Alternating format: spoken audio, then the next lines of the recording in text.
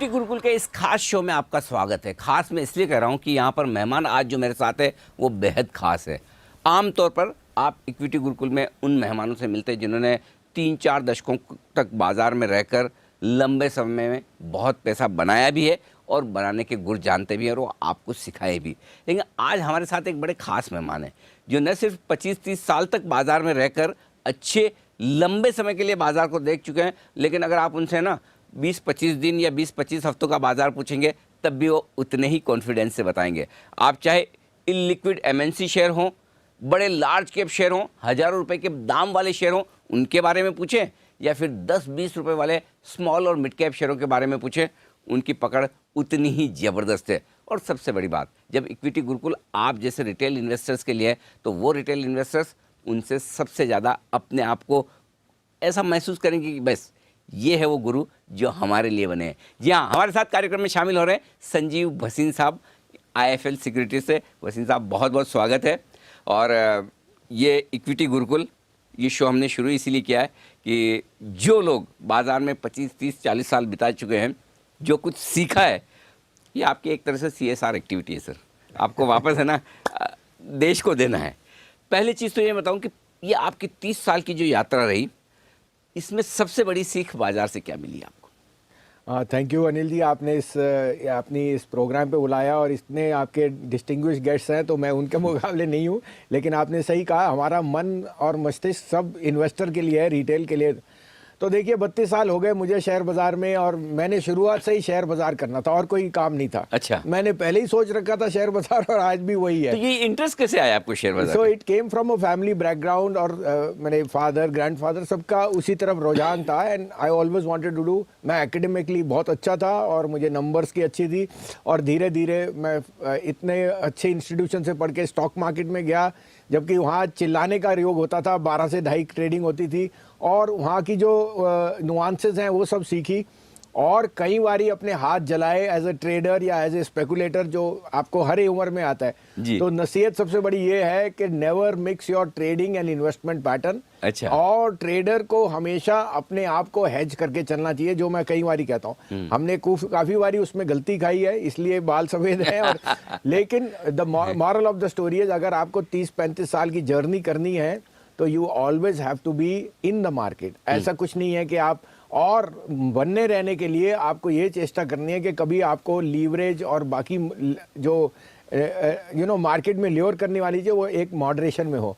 उस कारण से लॉन्गर टर्म वेल्थ जैसी कोई चीज़ नहीं है। अब ये प्लानिंग से नहीं होता अनिल जी, ये डिफॉल्ट से होता है। मैं उस पर आऊँगा, उससे पहले एक जो इंटरेस्टिंग चीज़ आपने कही, पहले अपने आप को पहचानिए। भसीन साहब कह रहे हैं आप इन्वेस्टर हैं या ट्रेडर। अगर आप ट्रेडर हैं तो ट्रेडिंग पोजीशन को इन्वेस्टमेंट में मत बदलिए, और अगर आप इन्वेस्टर हैं तो इन्वेस्टिंग पोजीशन में ट्रेड मत कीजिए। पहला गुरु मंत्र आपको ये मिला है। अब आप ये बोल रहे हैं कि जो दूसरी बात, डिफॉल्ट से पैसा बनता है, वो कैसे? डिफॉल्ट से इस कारण से कि अगर आप शेयर को लेके रखें और उसको रोज उस तरह से ट्रैक ना करें, अगर वो ब्लू चिप है और अपना मोमेंटम कर रहा है, आप में कन्विक्शन है, जैसे सबसे बड़े गुरु वॉरेन बफेट ने कहा यू बाय द बिजनेस। और अगर आपको प्रोस्पेक्ट लगते हैं, मैं शेयरली मार्केट कैप ट्रैक करता हूं और वो लगता है कि मार्केट कैप एक टाइम बहुत ग्रो करेगा, तो आप इंसेप्शन में कभी नहीं पकड़ सकेंगे। बट जब वो ग्रोथ पैटर्न पे आए, if you stay in the course then only will. आपको पता है जनरली इन्वेस्टर क्या करते हैं, विनर्स को बेच देते हैं और लूजर्स को रखते हैं और बाद में रिग्रेट करते हैं कि उसमें से। तो जैसे मैंने कई बारी आपके साथ टिप्पणी की है, हनीवेल की क्या स्टोरी थी या हैवेल्स की क्या स्टोरी थी, या कई ऐसे शेयर हैं जो हमने जिसमें निवेश किया और वो डिफॉल्ट से बनते रहे। मैं छोटा सा शेयर आपको बताता हूँ, जेके सीमेंट, जो आज जेके लक्ष्मी सीमेंट है, उसका नाम था स्ट्रॉ प्रोडक्ट्स। अच्छा। और वो 8 रुपए का भाव था और कोई पूछने वाला नहीं था, it was on the house.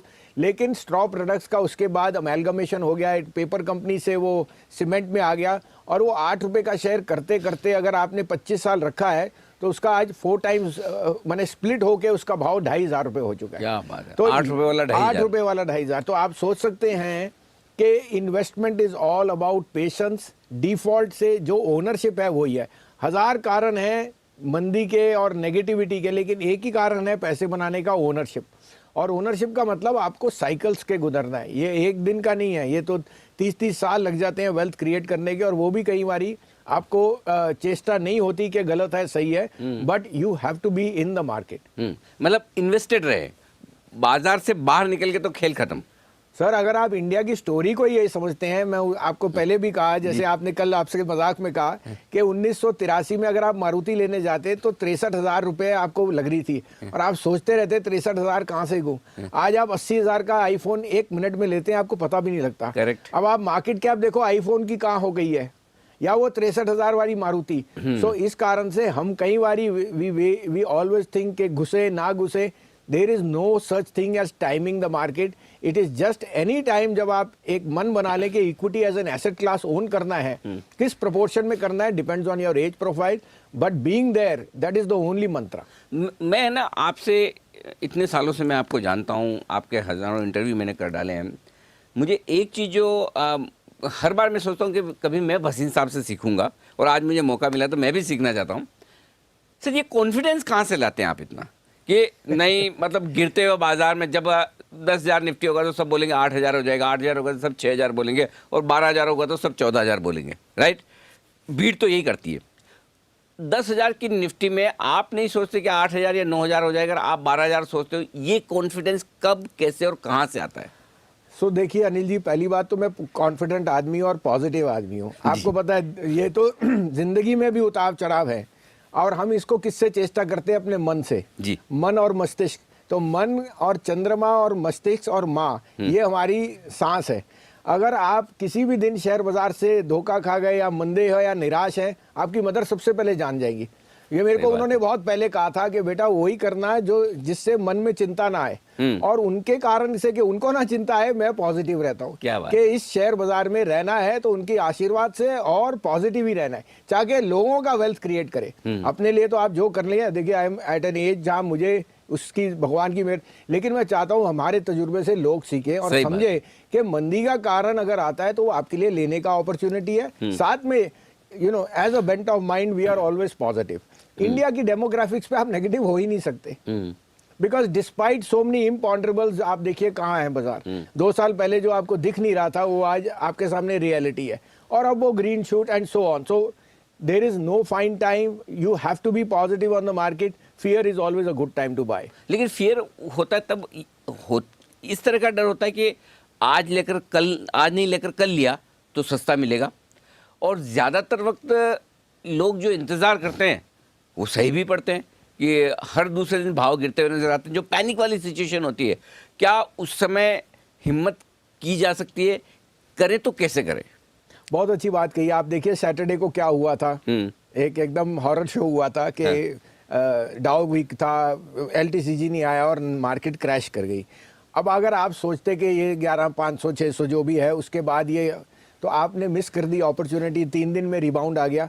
उसी तरह से मैं कहता हूँ fear comes because of a event, और उस इवेंट में भाव आपको साथ मिलते हैं। नहीं तो क्यों आपको रिलायंस सस्ता मिलेगा? कोई ना कोई कारण होएगा, लेकिन दैट कारण is temporary. Prices are falling because of a fear factor या सप्लाई एंड डिमांड, और किसी को फियर को आपको लेना चेष्टा करनी चाहिए, तभी आप कमाएंगे।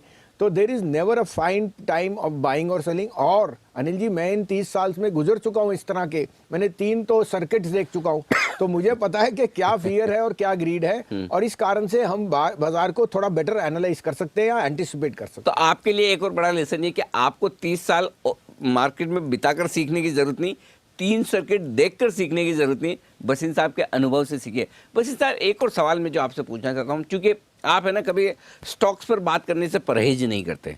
आमतौर पर बाजार के जितने बड़े गुरु हो गए, हम स्टॉक्स पे बात नहीं करेंगे, राइटली सो, उनके अपने कंप्लायंस इशू होते हैं, आपके भी होते होंगे, लेकिन आप दिल से बोलते हैं।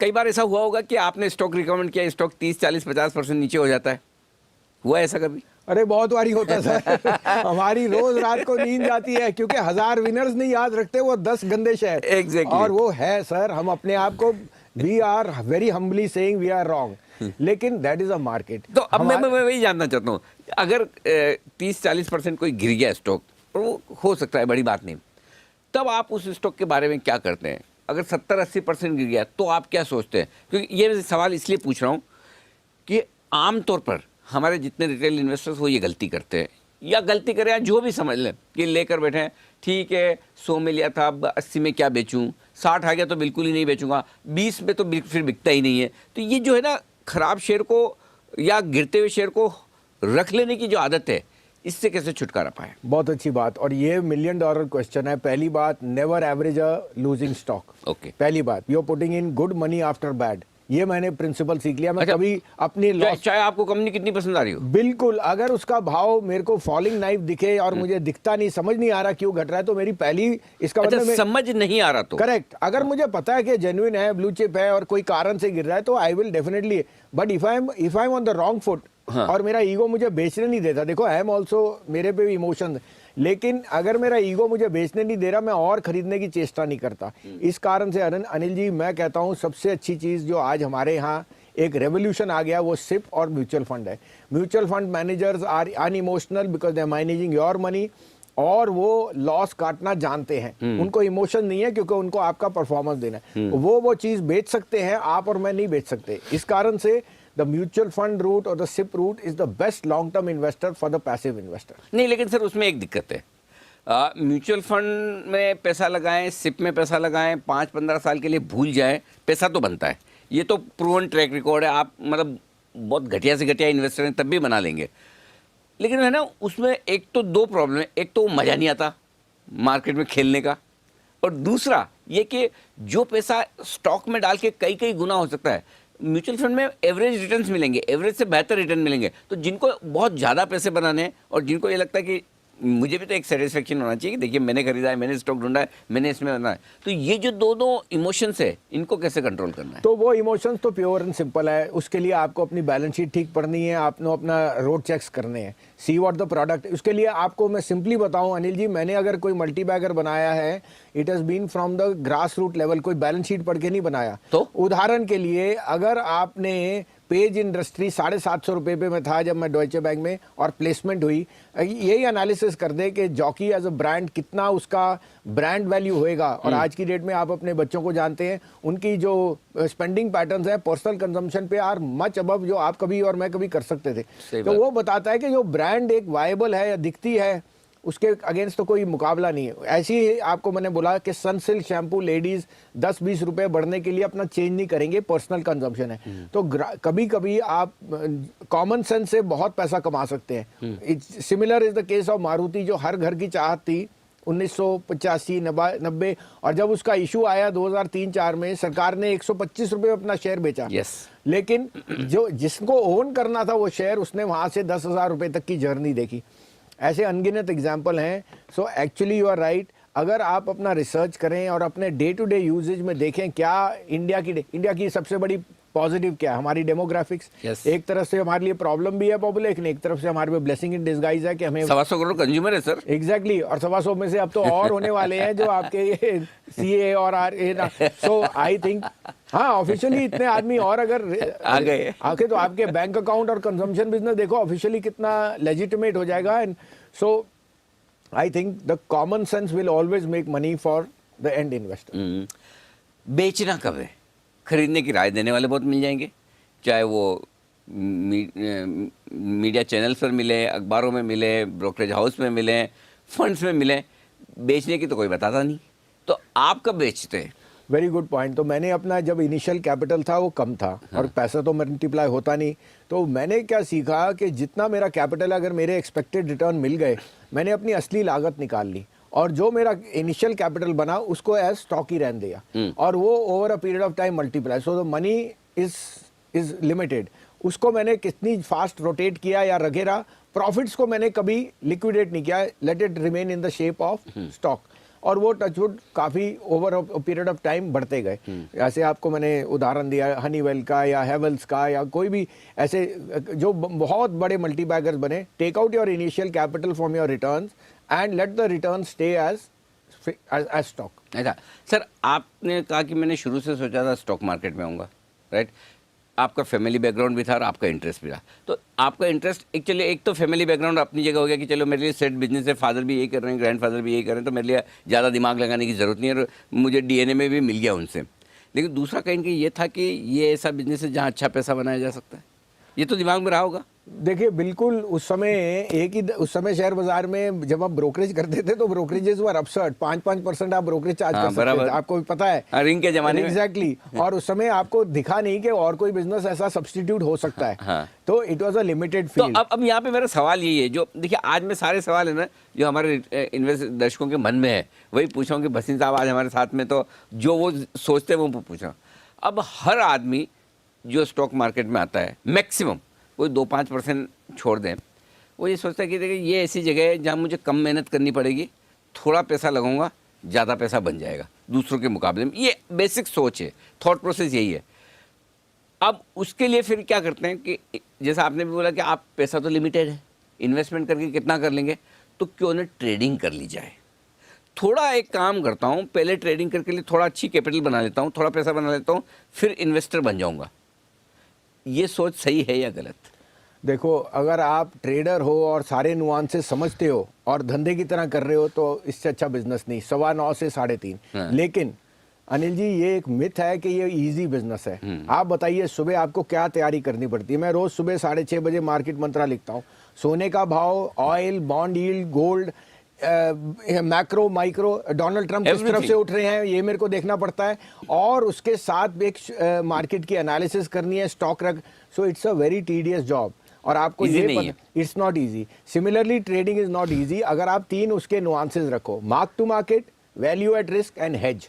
ये तीनों को अगर आप कंट्रोल कर सको कि आपका हेज क्या है, वापस बताएं तीनों चीज। मार्क टू मार्केट मतलब आपका लॉस कितना आ रहा है वो आपका लिमिट, अगर आप वो कंट्रोल कर ले, क्योंकि आपको पता है डेरिवेटिव्स में रोज सेटलमेंट होती है, राइट। और अगर आपका मार्क टू मार्केट ज्यादा हो गया फिर आप वापस नहीं आ सकते। तो मार्क टू मार्केट को कंट्रोल करना अहम बात नंबर है। 1 वैल्यू एट रिस्क, एक कॉन्ट्रैक्ट 5 से 7 लाख का है, अगर मैं 50,000 कमा सकता हूँ तो 50,000 गवा सकता हूँ, उसको कैसे कंट्रोल कर। और थर्ड हेज, अगर मेरे पास लॉन्ग है 10 लाख के तो मेरे पे शॉर्ट है या नहीं है, क्योंकि कल को रात को क्या होता है मुझे नहीं पता, उसको मैं बर्दाश्त कर सकता हूँ या नहीं। अच्छा आप शॉर्ट भी करते हैं? बिल्कुल मार्केट में जब मौके मिलते हैं हेज करने के लिए तो आपको करना ही पड़ेगा, नहीं तो आप लास्ट नहीं करोगे। The volatility in the market will always see your stop losses are. आज नई बात मुझे आपके बारे में पता चली कि हेजिंग के लिए भले ऐसे शॉर्ट ना करते हो लेकिन हेजिंग के लिए आपको हेज करना है अनिल जी, नहीं तो आप कभी कमा के रख सके नहीं। आपका एक तरफ से मार्केट नहीं चलती, दोनों तरफ मार्केट में। क्या ये ऐसा पॉसिबल है कि ट्रेडिंग करके थोड़ी कैपिटल बना ली जाए और उसके बाद इन्वेस्टमेंट करें, या फिर एक बार अगर ट्रेडिंग करके थोड़ी कैपिटल, पहली बात तो ज़्यादा लोगों की बनती नहीं, उल्टा जाने के चांस ज़्यादा है, और अगर बन गई तो फिर वो लालच जाएगा नहीं, फिर सोचेगा कि फिर क्यों अब इन्वेस्टमेंट करूँ, ट्रेडिंग ही करते रहूँ, यहाँ पैसा बन रहा है। बिल्कुल, तो वो एक देखिए एक एड्रेनलिन रश है। जब आपको वो दिखता है शेयर बाजार उतराव चढ़ाव, वो आपके सिस्टम में आ जाता है। हाँ। अगर आप वो टॉलरेट कर सकते हो, आपकी हेल्थ को हानि नहीं है, साथ में आप में डिसिप्लिन है, क्योंकि आपको पता है पैसा लिमिटेड है और आप हमेशा डाउट करोगे, लेकिन जब आपके स्टॉप लॉस या आपकी जेब कम हो गई तो आपको पता है कि you are in the wrong place. तो यू मस्ट बी, आपकी जो आपकी तृष्णा है वो एक तरह से it should be very very disciplined and you must be aware the market can be very cruel. तो the trader has to be aware, और साथ में मार्केट साइकोलॉजी समझनी चाहिए। Don't catch falling knife, sell weakness buy strength, ये old adages हैं। आप उसको फॉलो कर सकते हैं तो मुश्किल है। 50 वाला जेपी जब 40, 30, 20 हुआ, सबने लेने की चेष्टा की, जिसने बेच दिया, जिसको मंदी करनी आती है वो ट्रेडर है। जो सिर्फ तेजी करे वो ट्रेडर लास्ट नहीं करेगा, क्योंकि एक तरफ का बाजार नहीं चलता। जब वीकनेस है उसको पहले बेचना है। तो जैसे मैंने कहा, it has to be with your temperament, with your conviction and with your discipline. अब मैं एक चीज़ जानना चाहता हूँ, कोई शेयर भसीन साहब के पोर्टफोलियो में आएगा, खरीदा जाएगा, ये कब और कैसे होता है? भसीन साहब किसी शेयर को कब खरीदते हैं? वो खरीदने के पहले क्या देखते हैं? तो देखिए पहली बात तो ये है कि एज एन एनालिस्ट या एज ए एडवाइजर जो हम करते हैं, मैं अपने पर्सनल पोर्टफोलियो में ट्रेड नहीं करता, बिल्कुल भी नहीं। जो मेरे पे पुराने पोर्टफोलियो है वो इन्वेस्टमेंट है। और आज जो हम इन्वेस्टमेंट की चेष्टा करते हैं वो एक मार्केट की डायनामिक्स के साथ है। अब आपने देखा ही है 2 साल से market has been very very unkind to mid caps, और अगर आपने 2017 से मिड कैप लिए हैं तो आपके लिए तो 12,000 का लेवल इज डिसेप्टिव, मतलब ही नहीं आपको। तो हम यही चेष्टा कर रहे हैं कि अब मार्केट बदलने वाली है। ट्रेंड हमारे हिसाब से second half of 2020 can be very good. इस कारण से we are seeing sector stocks जहां पे मिड कैप में एक्सट्रीम वैल्यू है और जहां हमें मैनेजमेंट्स और उनके बिजनेस प्रोफाइल पे बहुत भरोसा है। So we are looking for those as a trend जिसको हम आउटलाइट कर रहे हैं। हमने अभी रिसेंटली पोर्टफोलियो बनाया था that is out perform the Nifty, it has out perform the mid cap. नहीं सर, एक तरीका तो ये है कि जैसे आपने पोर्टफोलियो बनाया है, आपने देखा कि भाई ये 10, 20, 25 स्टॉक ऐसे हैं लाइफ टाइम हाई में इतना गए थे, अपने अच्छे समय में इतना बढ़े हैं, अब 40%, 50%, 60% नीचे मिल रहे हैं, मैनेजमेंट ठीक है, कंपनी ठीक है, बैलेंस शीट ठीक है, ले लें। एक तो वो तरीका जो आप बता रहे हैं कि भाई उसका पोर्टफोलियो बनाए। दूसरा, पहली बार जब कोई शेयर आप खरीद रहे हैं, वो क्या सोच कर लेते हैं, उस शेयर में क्या क्या, उस कंपनी में क्या क्या देखते हैं आप? नहीं तो उसी से मैंने आपको बताया कि हैवेल्स में मैं यूटीआई के लिए ब्रोकिंग करता था और बॉम्बे में था 99, और जीआईसी म्यूचुअल फंड के बाद हैवेल्स का बहुत बड़ा लॉट था। उन्होंने कहा संजीव दिल्ली की कंपनियां हैं, इसको बेच दीजिए। 15 रुपए का भाव था। मैं मिल के आया मिस्टर कीमत राय गुप्ता जो अंडर हिल रोड में रहते हैं, जो 2-2 हजार गज के प्लॉट हैं, अगर आप कभी आप जाएं यूनिवर्सिटी, और उन्होंने उनकी बिजनेस का प्रोफाइल वाज वंडरफुल, बट वो एक बहुत टाइट फिस्टेड आदमी थे, खर्चा नहीं करते, मार्केटिंग नहीं थी, लोगों को पता नहीं। उससे उनके लड़के को मिला जो यंग था और उन्होंने अपनी विजन बताई, तो वहां से मुझे हैवेल्स पे बहुत बुलिश होना। मैंने कहा इलेक्ट्रिकल्स में इस जैसी मार्केट में इनका तो नाम ही नहीं पता और इनका मार्केट शेयर देखो कितना है। So underlying asset, business profile and market cap, ये तीनों चीजें आपको बताएंगी। वहां से हैवेल्स की मार्केट कैप 100 करोड़ भी नहीं थी और आज 40,000 करोड़ हो गई इन द लास्ट 22 ईयर्स। तो आप सोच सकते हैं पोटेंशियल कितना है। अगर आपको इनिशियली एक अंडर वैल्यूड मार्केट कैप के ऊपर जो स्टॉक मिल जाए जहां business profile is ट्रेमेंडस, it's like a joule in the crowd. ऐसी और कोई एक आध स्टोरी ऐसी भसीन साहब जो बताना चाहे, क्योंकि जनरली ना दर्शक उससे ज़्यादा रिलेट करते हैं कि आपने कोई और ऐसा मल्टी बैगर शेयर जो कई गुना हो गया, वो कब कैसे खरीदार, किस तरह से आप उसमें बने रहे? तो आपको हनीवेल के बारे में मैंने बताया ही है। मेरे एक अंकल थे जो उस समय टाटा स्टील के लिए इंजीनियरिंग करते थे और उन्होंने कहा टाटा हनीवेल, उन्होंने मेरे को बेसिक समझाया कि हनीवेल कितना ग्लोबल प्लेयर है। Tata Honeywell is a 51-49 between, Tatas के पास 51 था और एक ग्रीन फील्ड प्रोजेक्ट था, तो वो उस समय 51 रुपये का था। लेकिन मैंने पोटेंशियल देखा डिजिटलाइजेशन का इंडिया में और कुछ ऐसा सोच नहीं थी। उसके बाद उसका भाव मेरे पे 5 पे 3 राइट आया और 1650 शेयर हुए। 10 साल में अनिल जी उसका भाव 750 हो गया, जिसके मैंने ज़मीन की, और आज उसका भाव 34,000 रुपये है। तो आप सोच सकते हैं, और अभी भी मैं कहता हूँ दुगना हो जाएगा, क्योंकि हनीवेल इज़ अ डाउ component, it is in the top 100 most favoured companies, और आप देख ही रहे हैं आपका एक्सपेंशन डिजिटलाइजेशन का कैसे है। अच्छा, आपसे मेरा कंफर्ट बहुत है, इसलिए मैं आपसे कुछ भी और खुल के पूछ भी सकता हूँ। कोई ऐसा एक आध एक्सीडेंट, ऐसा स्टॉक जो आपको लगा कि मैंने ये सोच के खरीदा था और बहुत ख़राब हो गया, उससे आपने जो सीखा हो? मेरा आइडिया स्टॉक जानने से ज़्यादा आपने क्या सीखा वो जानने में। तो बहुत अच्छी बात है। देखिए एनबीसीसी मैंने शुरू में जब पकड़ा था तो वो बहुत मल्टी बैगर बना जी, लेकिन हमने परसिस्ट किया, I am not sold that. NBCC जो मैंने लिया 200 रुपये में, उसके बाद इट वेंट अप 5 टाइम्स, और आज भी वो लेकिन लास्ट 2 साल में गवर्नमेंट मशीनरी के स्लो डाउन से, change of managements, even though the underlying business good, कुछ अटकलियां लगी supreme court, it is seeing a huge underperformance. I own the stock, it is in our portfolios, but our moral is high that in the next 2 years this could be a huge turnaround because underlying assets चल रहे हैं।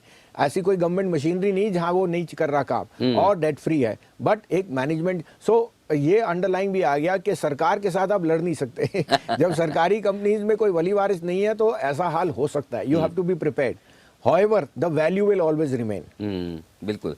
तो बसीन साहब, वाकई में ऐसा पता नहीं चला कि ये शो कब खत्म होने आया, और आपके इतने 35 सालों के अनुभव से मुझे और हमारे दर्शकों को आज बहुत फ़ायदा हुआ होगा, ये मैं उम्मीद करता हूँ। बहुत बहुत शुक्रिया आपका इक्विटी गुरुकुल में हमारा साथ देने के लिए। थैंक यू, धन्यवाद।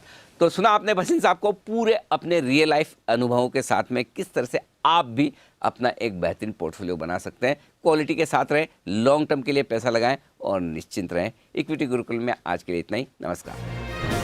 आइए अब सुन लेते हैं कि निवेशकों को निवेश करते वक्त किन बातों को ध्यान में रखना चाहिए और किन से बचना चाहिए। क्या करें? सेबी या एक्सचेंज पर रजिस्टर्ड ब्रोकर के साथ ही सौदे करें। रजिस्ट्रेशन के लिए दिए कागजातों की फोटोकॉपी जरूर लें। ब्रोकर एजेंट को साफ साफ निर्देश देने से ना कतराएं। क्या नहीं करें? जो ब्रोकर रजिस्टर्ड नहीं हो उनके साथ सौदा न करें। शर्तें और नियम जानने के बाद ही कागजात जमा करें। अफवाहों और टिप्स के आधार पर ट्रेडिंग न करें।